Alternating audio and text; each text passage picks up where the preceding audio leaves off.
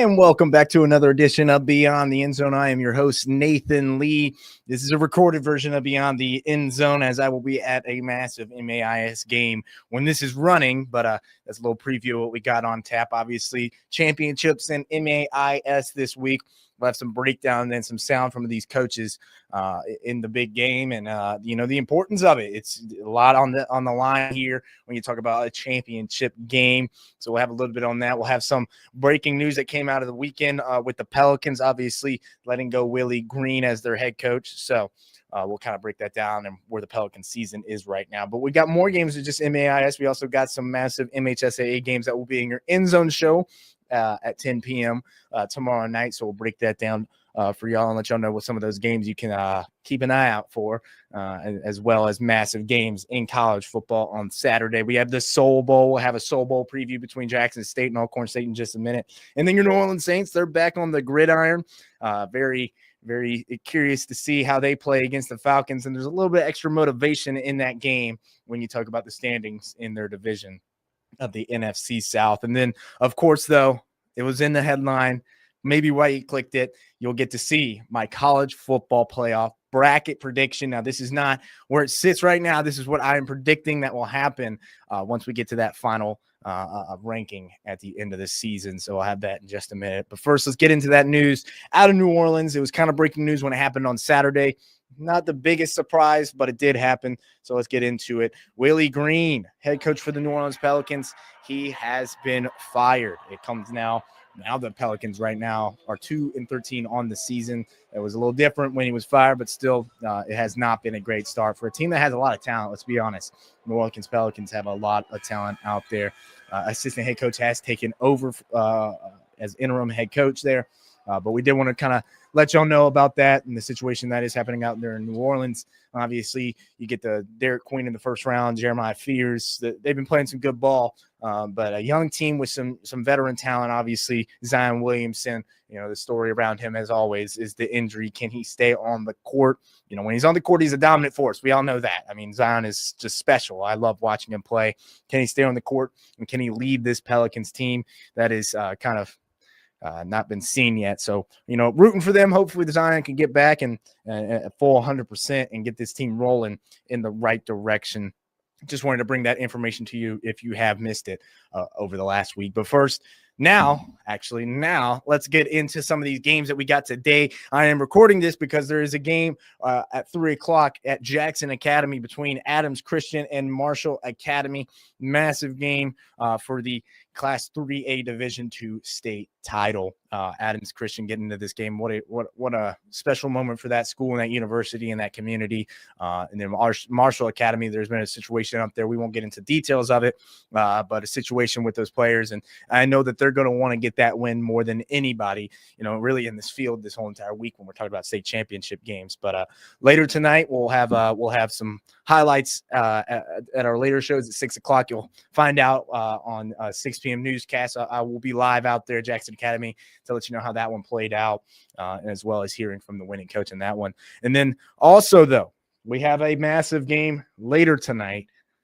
This one's a big one, y'all. Tri-County Academy takes on Leak Academy. The championship games for private schools are here. Their ultimate goal that they set out on earlier this year, they're nearing it, and the action tonight is going to be special between Tri-County Academy and Leak Academy for the Class 3A Division I state title. For Tri-County Academy, they have a chance to make history by winning the school's third straight state title. Unbelievable feat that they could accomplish out there tonight at Jackson Academy. But first, they got to get through Leak Academy. This team was runner-up in their championship game last season. Obviously, with reclassification in MAIS, they were in a different they couldn't have played Tri-County in the championship game. So in their championship, they were runners-up. Now, when you look at this team in this matchup earlier in this year, they did play, right? And it was really all Rebels in that one. They defeated Leak Academy, 52-18. And when we talked to these coaches, mistakes, that was the biggest thing. Leak Academy made a lot of mistakes in that game. Both teams acknowledged, hey, the mistakes are going to kind of lead this game. Whoever makes the least amount of mistakes is really going to lead this game. With Tri-County Academy, they're saying, hey, we know they're not going to make that many mistakes. Leak Academy is saying, we can't make that amount of mistakes. So interesting matchup. This is what both head coaches had to say ahead of this matchup tonight at Jackson Academy. You know, we take one game at a time, and now we're at that last game. So we're really excited to be playing a state championship, and our opponent we've played once already, and we know that it's going to be a different game. It's going to be a tough game, and we respect our opponent. They're a very good team. That's why they're here. So we gotta fight for it. We haven't played Tri-County in years. When we played them this year, I think the last time we played Tri-County would probably go back to about 2012. And so we had not played them, really seen them much on film. And they've got a great football program. We knew that going in, and they did some things, and they did a great job. The coaching staff was well prepared. You know, we feel like we know what we've got to do, you know, to be successful. What a big-time matchup that's going to be. Very excited about that one. But we also have another massive game on Saturday. This is not on tomorrow. Tomorrow we also have Park Lane Academy vying for a state title. But this is the big one, right? The 4A Division I state title between Jackson Academy and Hartfield Academy. The storylines are there. I don't really have to lay it all out for you, but I kind of will real quick here. But what a game this is going to shape out to be, obviously. We know what Jackson Academy has done this year with only their one loss being against MRA, and then they avenged that loss last week in dominant fashion, winning that one 35-0. Then Hartfield Academy, I mean, unbelievable turnaround they have had this season. Obviously, was not the perfect start. Kind of was just playing catch up all year. They win the right games, get into the playoffs, and were able to even host in the first round of the playoffs. And man, they have a chance to win their third straight title as well. Unbelievable feat that Hartfield Academy could accomplish. But for Jackson Academy, it's their opportunity, right? We've talked about Jackson Academy getting so close over the last, really 10 years, right? They've been there multiple times, kind of almost getting to that championship game, almost getting that championship, and they couldn't quite get it. It's been since 2011 since they won a state title. This is a massive opportunity for them now. Earlier this season, these two teams did play, and Jackson Academy came out on top over Hartfield Academy, 41-22. Interesting thing to highlight in that game. Interesting thing to highlight in that game earlier in the year, right? Very early in the season. So, different teams now. They know who they are right now. Much different, matchup with Hartfield Academy coming to this thing very hot.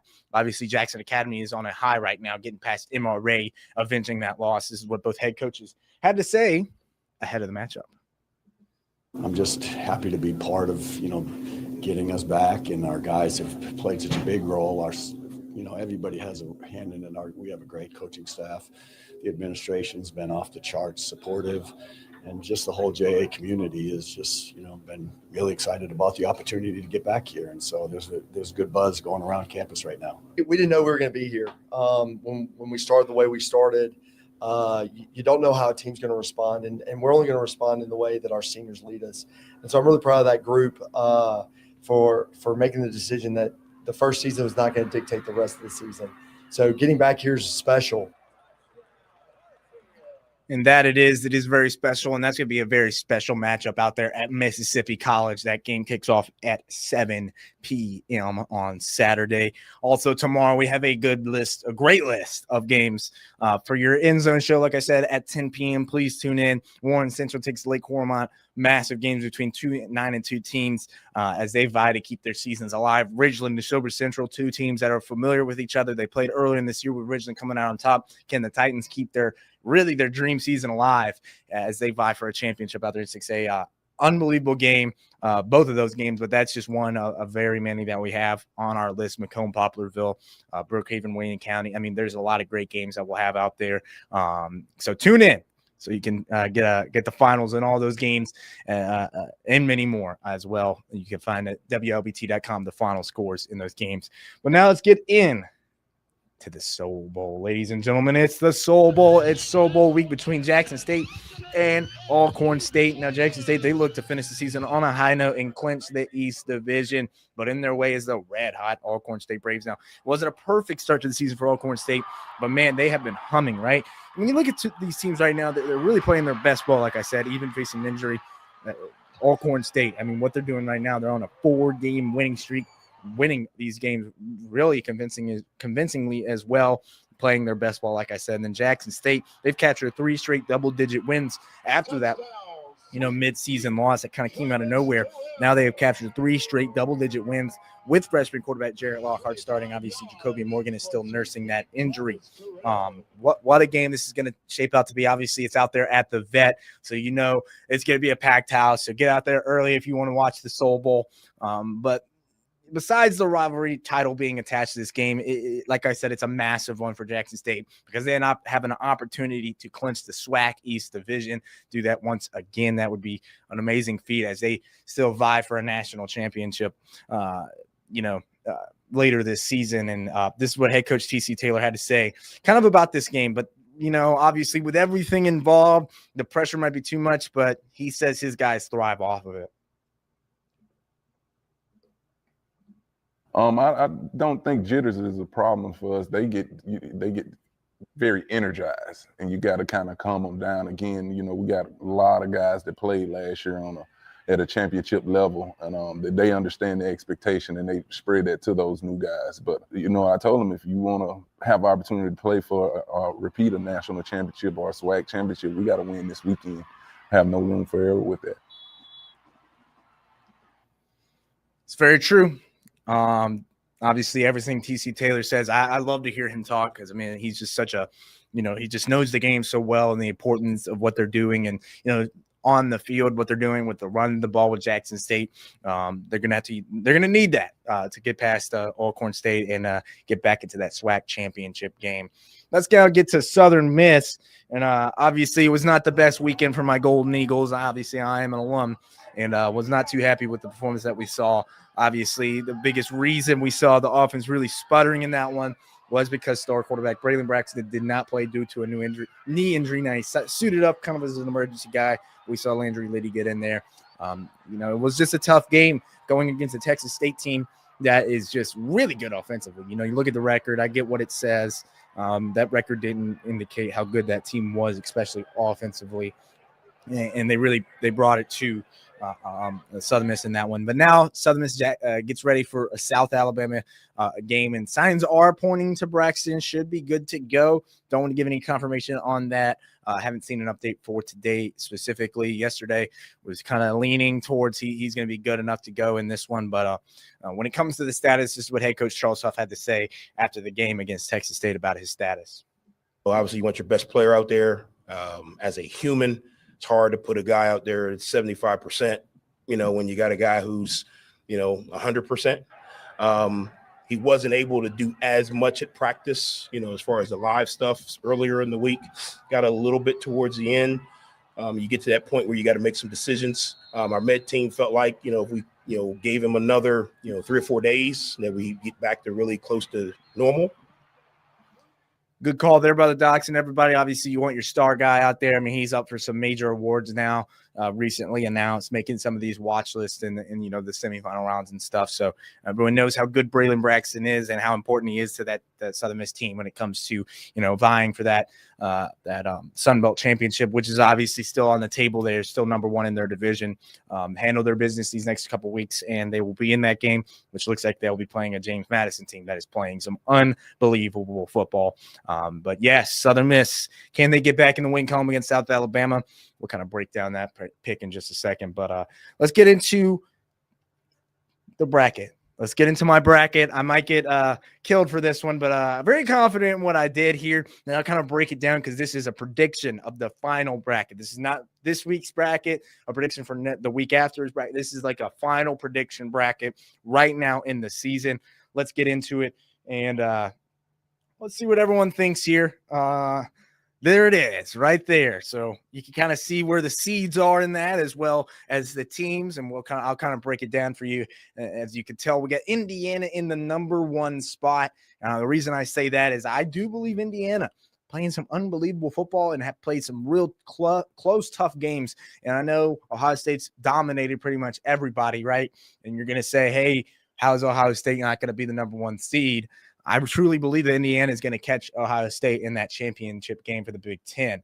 I think that late game experience for these Indiana Hoosiers, I know the Penn State game was a close, tough watch for Indiana fans and was not fun to watch, but I truly believe that they are going to get them in that game just because of that late game experience. Not just that game. We saw the Iowa game. It was a hard-fought game, came down to really the fourth quarter and Indiana finding a play late. So I really like Fernando Mendoza in those moments. It's going to be a close game. Indiana is much a better team than they were last year. This is not a Cinderella team that we're talking about. Can they actually compete with the big dogs? I think they can, and very well. And so I got Indiana getting past them. Then you'll see Texas A&M in that 2 spot. I think Texas A&M is going to win the SEC, and it'll be a great game against that 4 seed against the Georgia Bulldogs, who are playing their best football of the season. That was actually a tough pick. I was like, Texas A&M, yeah, but man, Georgia looks real good right now. Still not convinced on that pass rush, and that will obviously be a massive piece in a game like that against the Texas A&M Aggies team. You know what they did this past week. I mean, unbelievable. I mean, just crazy, that comeback. So I can't be, I am all in on Texas A&M after just seeing that fight from that team. No quit. I really like them winning the SEC big time. Now, Ohio State, Indiana, like I said, great game. So they're going to fall into that 3 spot. You can't get penalized too much for 1 loss on the season, and it's your only loss is against the Big Ten champs. So that obviously indicates too that I think Ohio State will handle their business against Michigan next week, even though I think that is going to be a really good game. Georgia, they fall into that 4 spot. Can't penalize them from having that loss against A&M, in my opinion. If you make it to the championship, you handle your business against a Georgia Tech in that last game of the season. I think you can't penalize them too much. Even though they're going to have 2 losses, they'll have that head-to-head over Ole Miss, even though Ole Miss will only have 1 loss. It's a tough battle, right? Are you going to jump them because they only have 1 loss? But then they also did get that win against them in an amazing game, a game that Ole Miss, I think we can all agree should have won. But I do think that they won't penalize those top 2 conference champions when it comes to the runner-ups in that game. So Georgia at 4. Texas Tech, I think they're rolling. They could jump into that 4 spot if the committee just loves them that much. I really like Texas Tech. I wouldn't be shocked by something like that. I like Texas Tech at 5, though. I think those champions and the team that just falls a little short in those games, because I think they're going to be amazing championship games, that I think they deserve to be in those top 4 spots. So I got Texas Tech at 5, handling their business in the Big 12. Then you get into the Ole Miss. Now, Ole Miss, they still have a shot. Like I said, they have a shot to get into this bye. Some situations happen if a Texas Tech does drop a championship game. Georgia loses in bad fashion to Texas A&M. You could see Ole Miss even jumping into that 4 spot. I'm holding that as a possibility. I do believe that could happen. But yes, I got Ole Miss at 6. At 7, Oregon, they got a tough one this week against USC. I think they're going to get by, even though I really like USC's team this year and what they've done. Some tough losses here and there, but I really like their quarterback. Obviously, Lincoln Riley, he's been in these moments before. Watch that game. Very interested. Not sold on Oregon, but I think they're going to handle their business and get into these playoffs. And then we get into Oklahoma. Obviously, they got the massive upset against the team that I would have them playing in the first round, Alabama. Now, do I think the committee will have 2 SEC teams playing in the first round? I do not, but I think this is what it should be. I want to make that clear. I think this is what I think it should be. I'm not disrespecting Notre Dame. I like Notre Dame, but Alabama, the teams that you would compare their losses to, right? Let's think about that. I get Florida State. First game of the season, though, y'all. It's the first game of the season. Florida State has obviously done what they've done this season. Alabama is just so different than they were in that game 1. You can't really use that as a litmus test of what this team is and how they're playing right now. Oklahoma, obviously, they got the win over them. So I got Oklahoma in that 8 spot. Very comfortable spot for them. I can imagine. Handle your business and you're in. Alabama, like I said, I like them a little bit more than Notre Dame, even though Notre Dame looked unbelievable against Pitt this week. The losses for Notre Dame. When you look at Miami, I get Miami's, a better loss than Florida State, but there's just something there that, I can't, and Alabama's wins are way better. So it's that dynamic of what's better, great wins or good losses, right? Are we comparing losses to wins? It's like, I just have a hard time. I think Bama's wins are better than Notre Dame's wins, right? So that's why I have them just one slot ahead of them. But I do think Notre Dame is going to get into the dance, and they would play in Oregon. And then at 11, I got Georgia Tech handling their business in the ACC. I really do. It's tough, Georgia Tech. The Georgia game won't matter for their conference, record. So they're in that number one spot still for the ACC. They got a tough one this week against Pitt. So handle your business there, get into that Georgia game, compete, play hard. You might not win that game, even though it's always usually a pretty dang good game when the two teams are as good as they are this year. But that doesn't truly matter. I think they get an ACC championship and handle their business against a Miami or another team that might get slotted in there, depending on how the season plays out. But Georgia Tech's my favorite ACC team this season. And then North Texas is my group of 5 team out there in the American right now. I know Tulane is in that slot right now. Last 2 games of the season are pretty favorable for them, but also for North Texas. And North Texas, if you haven't realized, I checked it. Every single game they have scored 30 points in. Every single game, even the one game they lost, they still scored 30 points in that game. Great team, great, just unbelievable what they've done with their quarterback. If you know his story, unbelievable story. I like them as my group of 5 team. We'll see if they can handle their business and keep this thing rolling. We'll keep doing this every week, though, ladies and gentlemen. This is just that first one. I know last week I kind of messed up my graphics, so luckily we were able to get this one in here this week, and we'll keep doing that as the rankings keep coming out until we get to that final one, and I'll kind of compare and contrast, see, because I'm doing them in advance, so I like to see if how close I am to what the committee is seeing as well, But all right, let's keep this thing rolling, and we only got a little bit more time left, but let's get into the Saints real quick. New Orleans Saints are back on the gridiron this week. They're taking on the Falcons, and like I said, there's a little bit of extra motivation in this game. If you win, you're not last place in the NFC South. Yes, that is true. The Falcons, obviously, they'll come to this one with some massive injuries. Michael Penix Jr. is out for the season, had a tough knee injury, another knee injury for him. I think it's 6 in the last 9 years or some crazy stat like that. So that's just rivals or not, you never want to see that. A kid that's got so much promise. I love Michael Penix Jr., unbelievable player in college. I'm not out on him when it comes to the NFL. So I really do like Michael Penix, but also Drake London's out for the Falcons as well. So Falcons coming into this one a little beat up. The Saints coming off of a massive win in Shuck's, getting Shuck's first career win was also really awesome to see against a Carolina Panthers team. You can say what you want. They might show up only when they want to, but what a win they got this past week. So it's a great win for the Saints. Let's get into it, though. This is what Shuck had to say ahead of the matchup. Man, at least from Cam, he's probably said enough. He freaking hates him. So, and I'm excited to just get on it. I mean, I'm obviously new to the rivalry, but I can feel it. It feels a little bit different for sure. It feels that way, and I think that's a good thing. I think everyone has rivals, and you don't change your process, but you just you change the emotion of the city. There's a reactionary component to everybody in the city, and I think you want to go out there and play harder. He understands the rivalry, what a matchup it's going to be. I love to see old Shuck acknowledge that rivalry. Only got a few more minutes left, so let's get into our game picks this week. Let's go ahead and messed that one up. Sorry, y'all.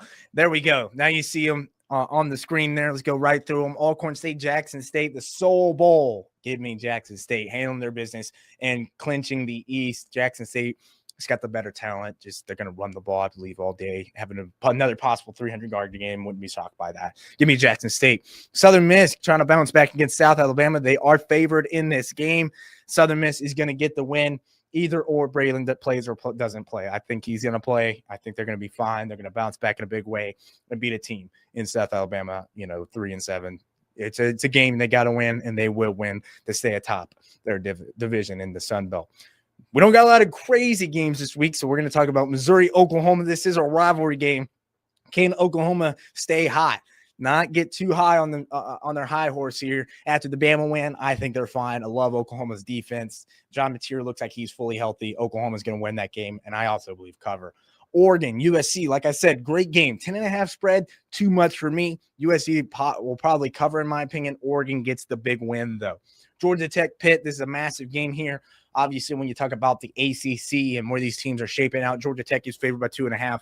Georgia Tech handles their business in a very, very hard game. Pitt is going to bounce back after that Notre Dame game, but give me Georgia Tech in that one. Then BYU, Cincinnati, another big game when we talk about rankings and the final rankings for the Big 12 here. Also for a Big 12 championship, BYU still in that slot to make it to the Big 12 and obviously win that. And you're probably, not probably, you are into the playoffs. So BYU, obviously, everything's still on the line. Cincinnati trying to play spoiler and even, try and shoo themselves into a possible Big 12 championship game. That is still a possibility.